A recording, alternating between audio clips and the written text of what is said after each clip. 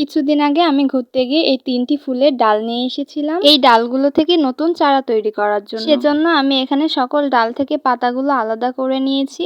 এখানে কাটিংগুলো লাগানোর জন্য আমি 2টি বোতল ভালো করে কেটে নিয়েছি। আর ডালগুলোর নিচে আমি কিছুটা বাঁকা বাঁকা করে কেটেছি।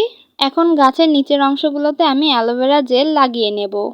অ্যালোভেরা লাগিয়ে আমি কিছুক্ষণের জন্য এভাবেই ডালগুলো সাইডে রেখে দেব। কাটিংগুলো লাগানোর জন্য এখন আমি ভালোভাবে মাটিটি তৈরি করে নেব। আমি এখানে 50% বালু আর 50% মাটি নিয়েছি। বালু আর মাটিগুলো এখন একসাথে অনেক ভালোভাবে মিশিয়ে নিতে হবে। কাটিংগুলো লাগানোর জন্য এখন আমি এই 2টি পাত্রতে সব বালু আর মাটিগুলো ভরে নিচ্ছি। এখন এখানে আমি ভালো করে ছিদ্র করে নিচ্ছি যেই জায়গাগুলো আমি ডালগুলো বসাবো। ডালগুলোতে ভালোভাবে অ্যালোভেরা জেল লাগিয়ে আমি পাত্রগুলোতে বসিয়ে দিলাম। আমি এর আগেও কাটিং থেকে এইভাবে অনেকবার চারা তৈরি করেছি।